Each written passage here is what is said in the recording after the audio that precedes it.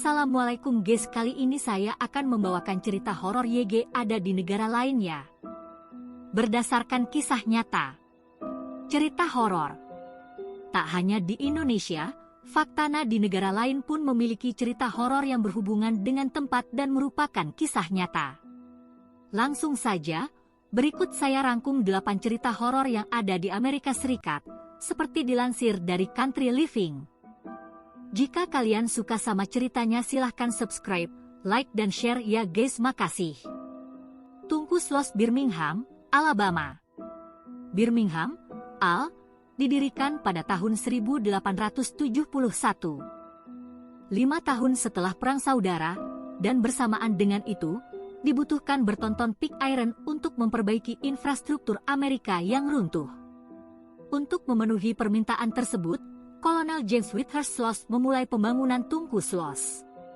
Setahun kemudian, perusahaan membuka pintunya untuk ratusan karyawan. Bekerja di tanur sembur adalah pekerjaan tingkat lanjut dan juga berbahaya. Bahaya itu segera disadari karena banyak pekerja terbakar di tungku dan tewas. Kondisi kian memburuk pada awal 1900-an setelah seorang mandor yang kejam, James Slug Wormwood, mengambil pekerjaan di Sloss. Menurut Reader S. Digest, Wormwood mengambil risiko berbahaya untuk meningkatkan produksi. Akibatnya, hampir 50 karyawan meninggal di tempat dan banyak yang terlibat dalam kecelakaan mengerikan selama masa jabatannya. Diduga, sebagai pembalasan, para pekerjanya melemparkannya ke dalam tungku pada tahun 1906. Saat ini, orang-orang masih bisa mengunjungi tempat ini apabila berani. Konon, saat berada di sana, Anda mungkin hanya mendengar suara Slug yang menyuruh karyawannya untuk kembali bekerja. Bersama kejadian menakutkan lainnya. Wanita yang menangis di Dakota, New York. The Dakota, sebuah gedung apartemen di New York City, telah menjadi rumah bagi banyak penduduk kaya dan terkenal sejak dibuka kembali pada tahun 1884. John Lennon dan Yoko Ono pindah ke gedung tersebut pada tahun 1973 dan John juga dibunuh di luar gedung pada tanggal 8 Desember 1980. Sebelum kematiannya, John mengaku melihat hantu wanita menangis berkeliaran di aula. Kemudian, setelah John meninggal, Yoko yang masih tinggal di gedung itu mengaku menyaksikan hantu John duduk di depan pianonya. Yoko mengatakan John memberitahunya, "Jangan takut. Aku masih bersamamu." Bellwitch Adams, Tennessee. Jika Anda seorang pecinta film seram, Anda mungkin benar-benar tahu tentang Bellwitch.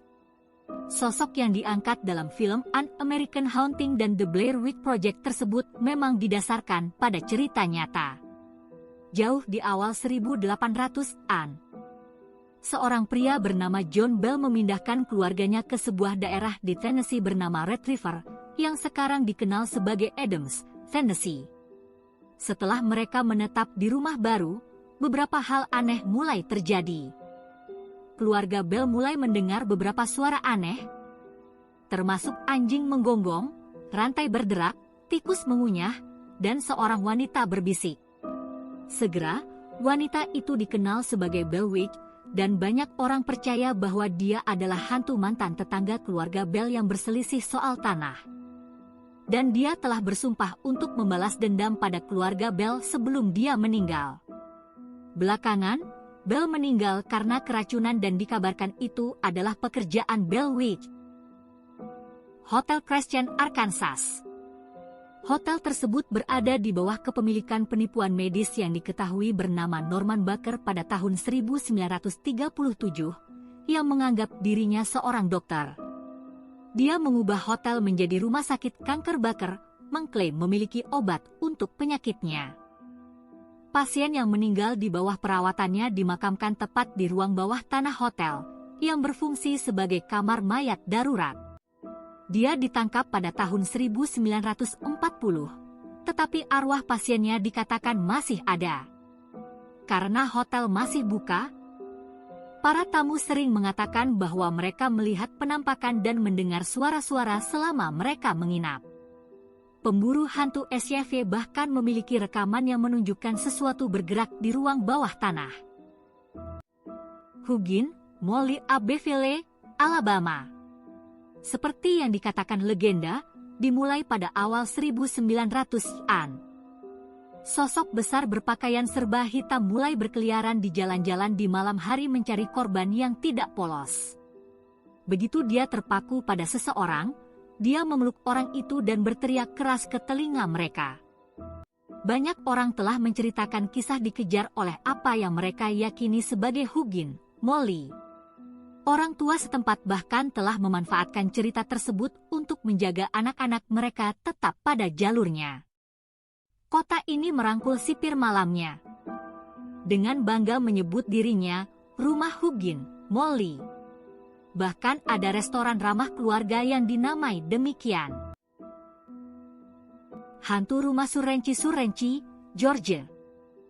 Klan Surenci mulai mengalami aktivitas paranormal sejak tahun 1870-an.